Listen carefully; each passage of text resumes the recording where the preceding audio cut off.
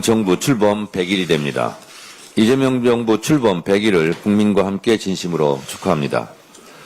행동하는 양심, 깨어있는 시민의 힘이 합쳐져서 빛의 혁명을 이뤘고 빛의 혁명과 나란히 이재명 정부가 대한민국의 새로운 역사를 써가고 있습니다. 광화문 촛불로 여의도 응원봉으로 내란의 어둠을 몰아내 주신 국민 여러분들께 다시 한번 감사드립니다. 이재명 정부 100일은 A의 약점을 주기에 충분합니다. 국민께서 가장 큰 변화를 체감하는 분야는 단연 경제입니다. 이재명 정부 출범만으로 경제는 안정되었고 코스피는 3,200으로 뛰었습니다. 13조 원 규모의 민생회복, 소비 쿠폰으로 꽁꽁 얼어붙은 소비 심리를 녹여냈고 민생에 활력을 불어넣었습니다. 2분기 실질 GDP는 0.7%나 성장하여 5분기 만에 최대폭을 기록했습니다. 특히 압도적인 만점 분야는 외교였습니다. 취임 12일 만에 G7 정상회의에 초청받아 9개국 정상들과 회담을 가지며 대한민국이 내란을 극복하고 정상국가로 이미 복원하였음을 세계만방에 보여주었습니다. 한미 정상회담을 통해 미국 트럼프 대통령과 당당히 어깨를 나란히 하며 한반도 평화의 전기를 열었습니다. 한일 정상 간의 셔틀 외교도 복원했습니다. 이재명 대통령의 국익 위주 실용 외교가 만들어낸 눈부신 외교 성과입니다. 외교는 외교로만 그치지 않습니다. 수출로 먹고 사는 나라입니다. 외교가 잘 돼야 수출도 잘 됩니다. 외교는 외교로 그치지 않고 외교는 튼튼한 안보와 평화의 초석이 됩니다. 한반도 평화가 정착되고 남북관계가 좋아지면 경제도 좋아지고 성장 발전합니다. 외교 강국으로 경제 강국의 길로 나아가야 합니다. 멈춰있던 개혁의 시계도 계획대로 착착 진행되고 있습니다. 당정대의 긴밀한 협력으로 정부조직법 개정안이 마련되었고 추석 전 결실을 보게 될 것입니다. 수사와 기소를 분리하는 검찰 개혁은 역대 정부가 이루지 못한 가장 어려운 개혁입니다. 70년 만에 역사적 쾌거가 될 것입니다. 조작된 가짜 정보로 고통받고 있는 국민이 많습니다. SNS, 유튜브 등을 통해 무차별적으로 유포되고 있는 가짜 뉴스는 무관용의 원칙으로 근절하고 처벌해야 합니다. 언론의 자유에 따르는 언론의 책임을 분명히 하고 언론의 횡포로부터 국민을 보호하는 언론 개혁도 질서 있게 추진하겠습니다. 국민의 눈높이에 맞는 법원으로 거듭나는 사법 개혁도 우리의 시간표대로 차분하게 완성될 것입니다. 저는 어제 국회 교섭단체 연설을 통해 이재명 정부의 주요 경제 성장 정책인 ABCDEF 정책을 법적으로 뒷받침하겠다고 말씀드렸습니다. 약속을 지키겠습니다. 국민의힘에게는 내란의 늪에서 빠져나오라고 간곡하게 요청했습니다. 12.3 비상계엄 당시 표결방해 의혹으로 추경호 전 원내대표가 내란 특검의 수사를 받고 있습니다. 윤석열 내란 우두머리 피의자에 더해 만약 추경호 의원이 내란 주요 임무 종사자로 기소되고 확정 판결을 받는다면 국민의힘이 내란당이라는 오명을 벗어날 수 있습니까? 국민들의 국민의힘 해체하라는 분노를 피해갈 수 있습니까? 그러기 전에 내란 세력과 절연하라는 저의 충언을 가볍게 여기지 말기 바랍니다. 어제 제 연설 중에 역대급 망언이 있었습니다. 진짜 귀를 의심했습니다. 제 연설이 마음에 들지 않는 것은 알겠는데 소리 지르고 항의하는 건 알겠는데 어찌 이런 말을 할 수 있습니까? 영상 한번 보시죠. 자극해 위기 상황을 만들고 위기 상황을 이용해 민주주의를 죽이려는 세력이 있다는 것을 노상원 수첩을 통해 알게 되었습니다. 노상원 수첩이 현실로 성공했더라면 이재명 대통령도 저 정청래도 이 세상 사람이 아니었을 것입니다. 아니 제발 그래 됐으면 좋았을 텐데. 불기의 계기 되었을 것입니다. 아니 제발 그래 됐으면 좋았을 텐데.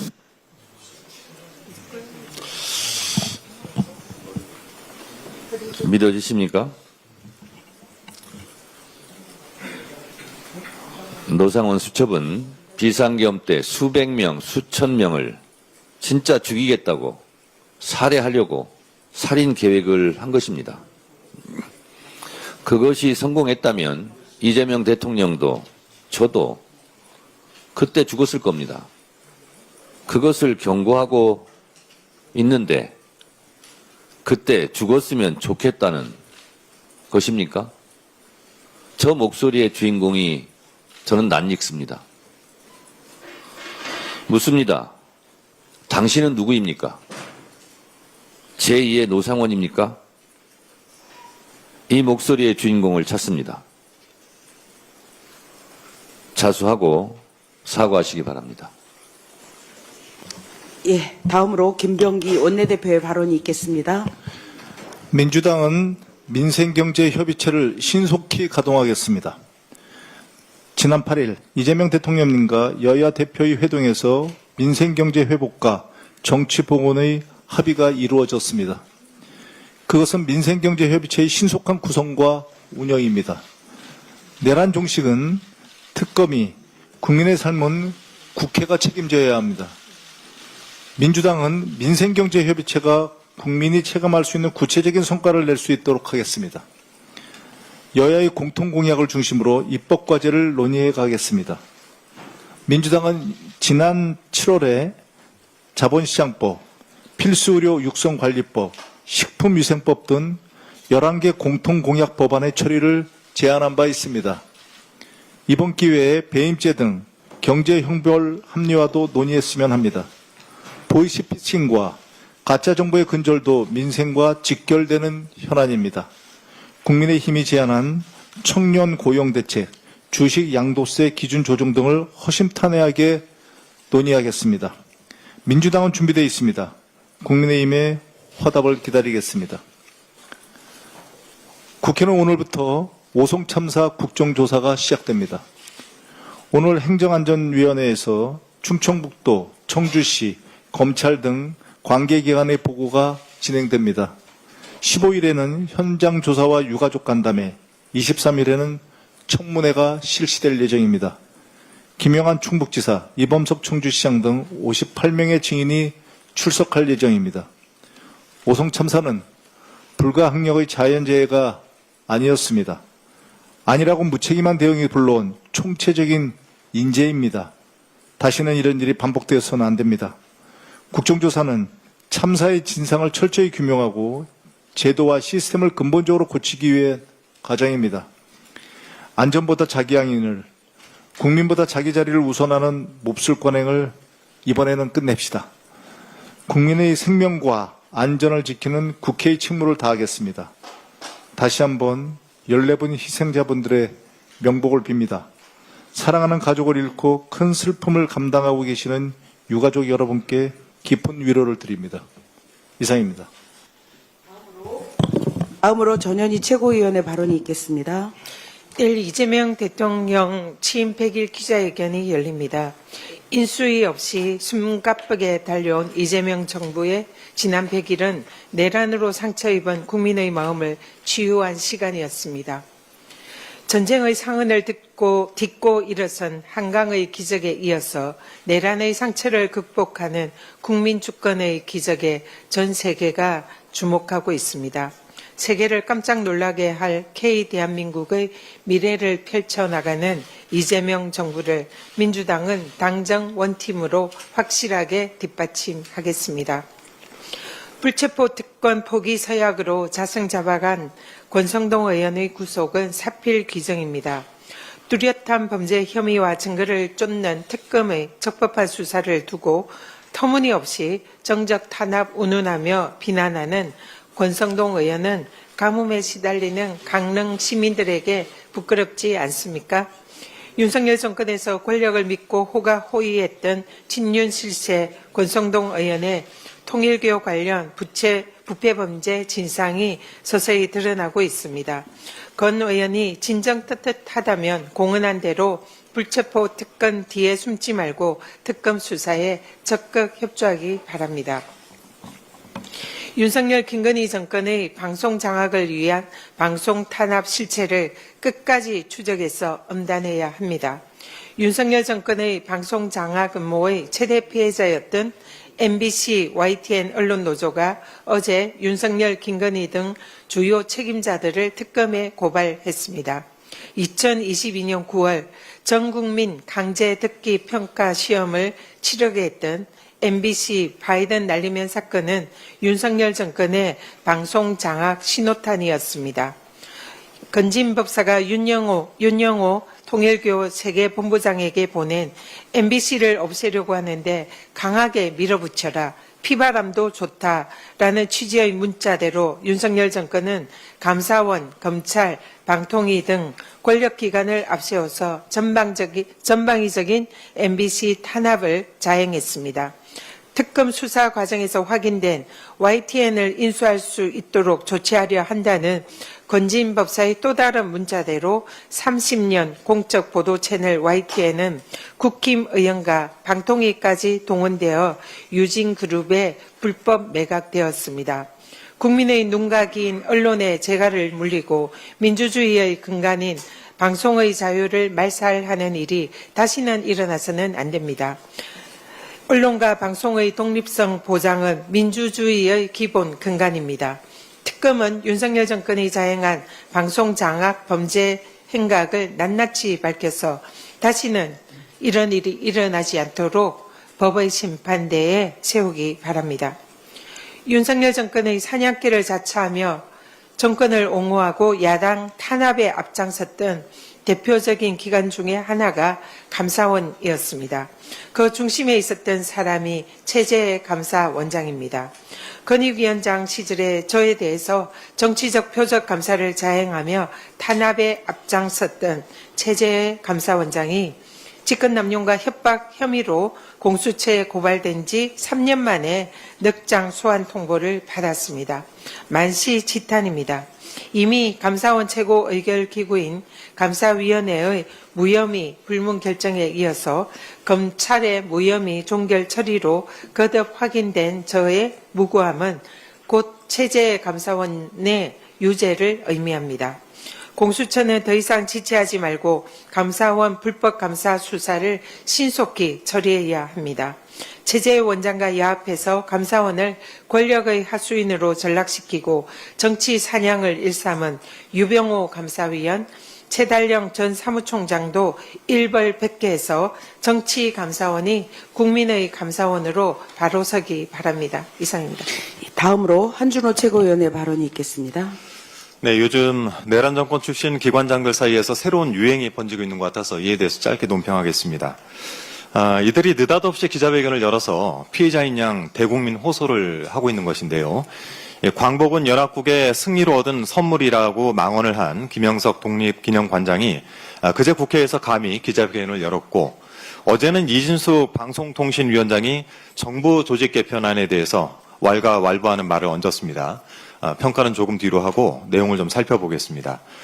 방송통신위원회를 방송미디어통신위원회로 개편하는 방안을 두고 이진숙 위원장은 이진숙 축출법이라고 명명을 했습니다. 방통의 기능과 역할에 한계가 있다는 지적이 지속적으로 제기가 되어 왔고, 그래서 언론개혁의 일환으로 방통위를 개편하겠다는 것인데, 고작 이준숙 위원장 하나 내쫓지 못해서 정부 조직을 뜯어 고치는 줄 아십니까? 요즘 말로 이런 것을 자아가 비대하다라고 하던데, 이준숙 위원장 본인이 뭐라고 저희가 그런 짓을 하겠습니까? 당신 때문에 희생된 사람들과 망가진 언론 환경에 대한 대가는 아직 그 이자조차도 못 치른 것 같은데 헛된 꿈이 아직도 남아있나 봅니다. 어제 과방위 법안 소위에서 방송미디어통신위원회 설치를 위한 방통위법 개정안이 처리가 됐습니다. 올드미디어인 지상파 방송부터 홈쇼핑, OTT까지 방송미디어 정책 전반을 관장하는 새로운 정부 조직의 탄생을 눈앞에 두고 있습니다. 5인 상임위원 체제를 상임위원과 비상임위원 체제로 개편을 하고 민원사주 논란을 일으켰던 방송통신심의위원회는 위원장직을 정무직 공무원 신분으로 전환을 해서 각 위원회의 공공성과 책임성을 더 강화하게 됐습니다. 그런데 이진숙 위원장은 현재 방송통신위원회에 유료방송 관리 권한이 추가되는 정도에서 근본적으로 달라지지 않는다라고 주장을 합니다. 법안 하나도 그렇게 제대로 이해를 하지 못하는 수준으로 기관장 역할을 하겠다고 나서니 세간의 웃음거리가 되는 것입니다. 혹시 법안의 부칙 제3조 법 시행 전에 임명된 위원은 법 시행일에 임기가 만료된 것으로 본다라는 조항만 읽고 이것을 이진숙 축출법이라고 발상을 떠올리는 것이 아닌가 싶습니다.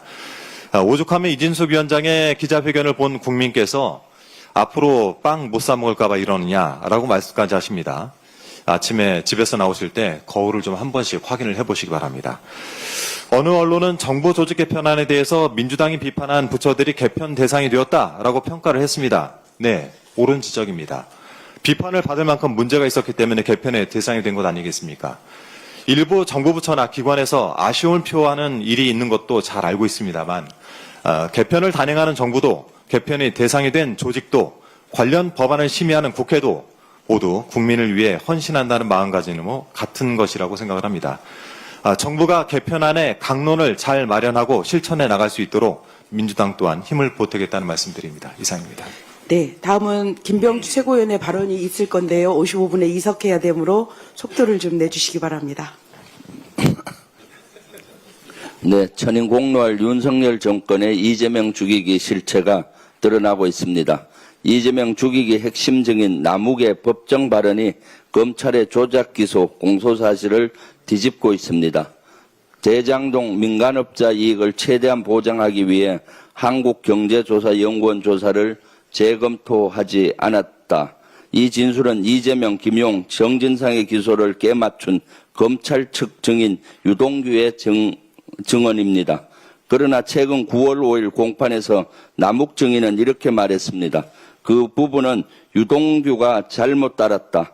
검사가 말하듯 처음부터 민간에게 이익을 몰아주기 위해 대장동 사업 구조를 짰다고 하는데 2015년부터 돌아가서 보면 전혀 아니다.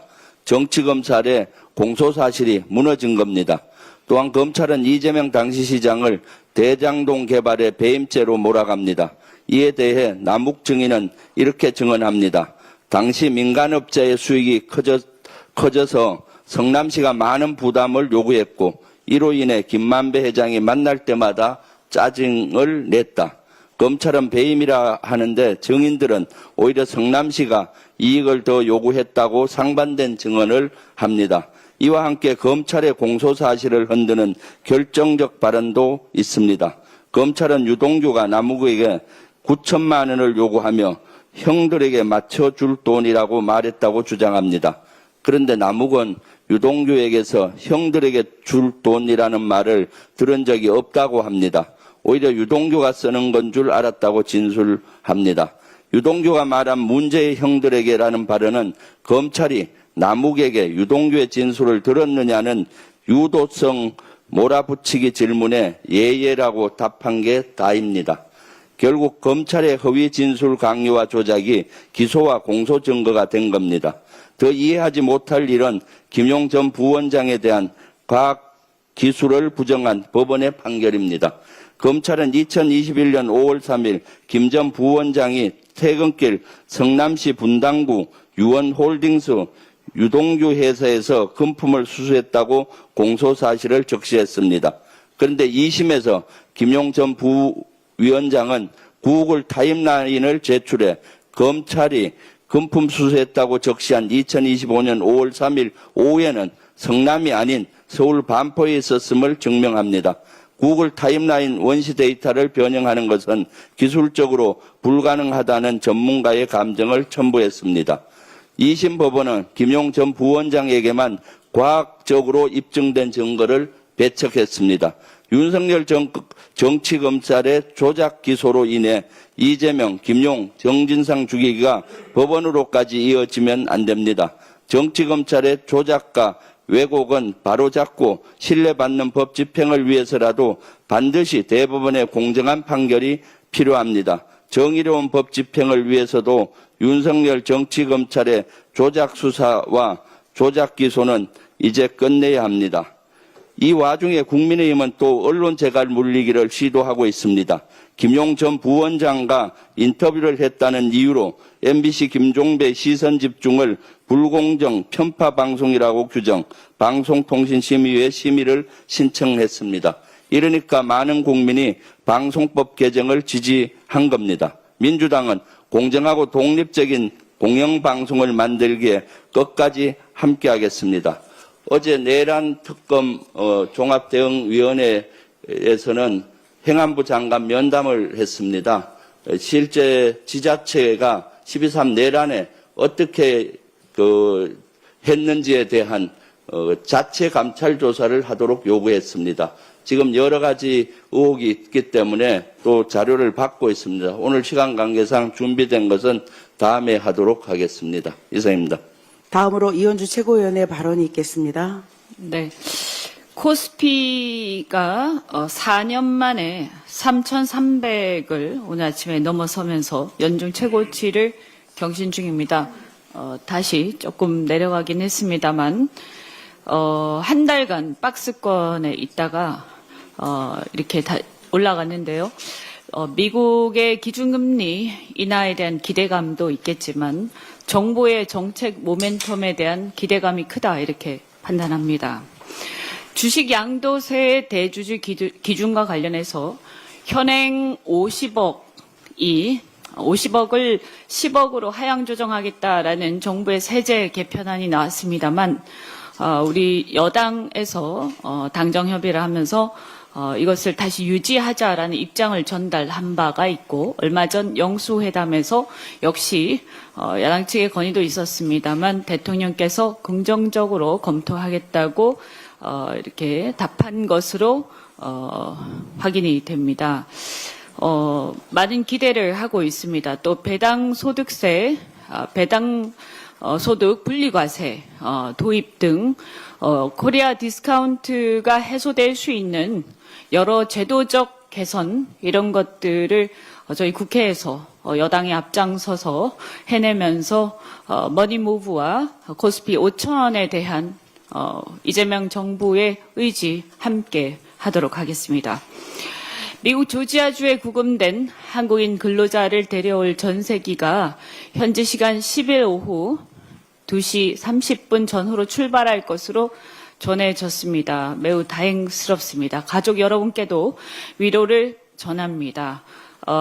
자진 출국 형식으로 출국하는 것으로 알려져 있긴 합니다만 끝까지 정부에서는 챙겨주시기 바랍니다. 그런데 여전히 미국의 수많은 공장 건설 현장에는 수천 명의 한국인 근로자들, 한국인 종사자들이 불안에 떨고 있습니다.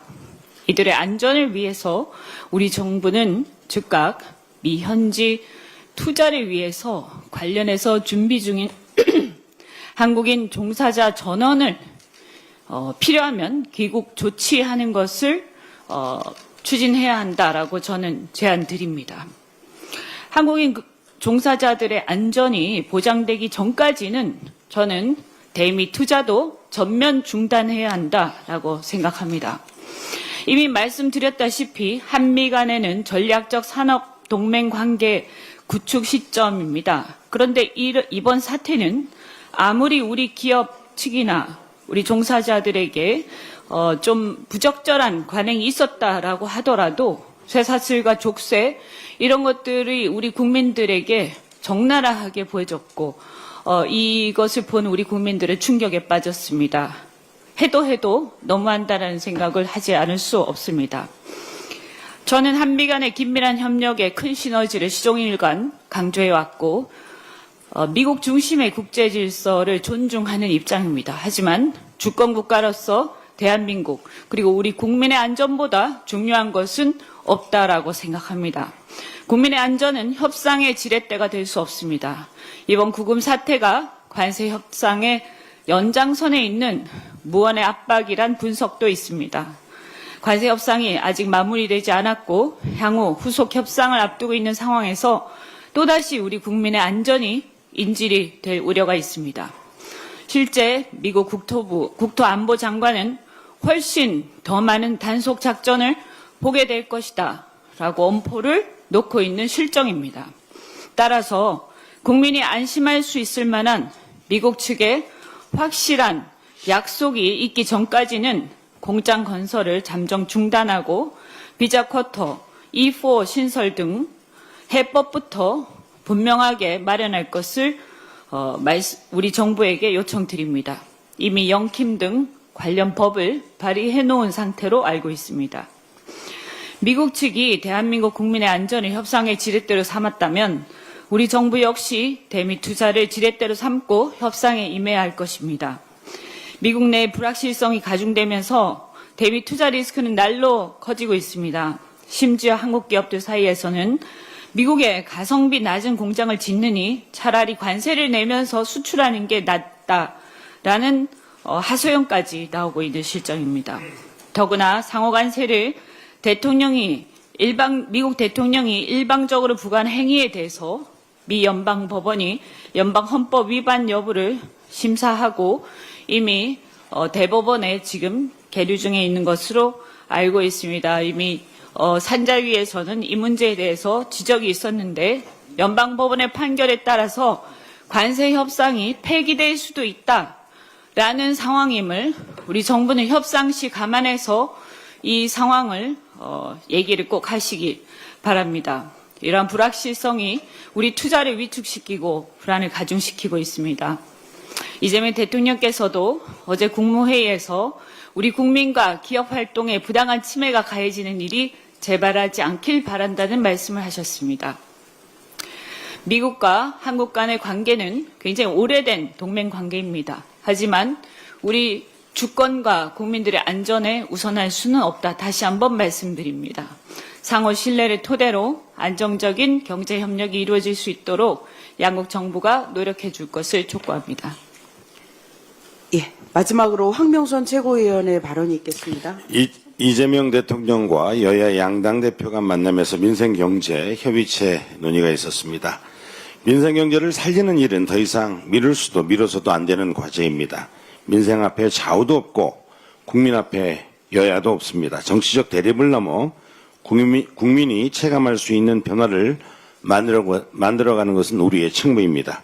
민주당은 오직 민생으로 답하겠습니다. 민생을 살리는 길에 앞장서겠습니다. 민생은 민주당입니다. 이상입니다. 예, 이상 발언을 모두 마치고 당대표께서 회의를 폐하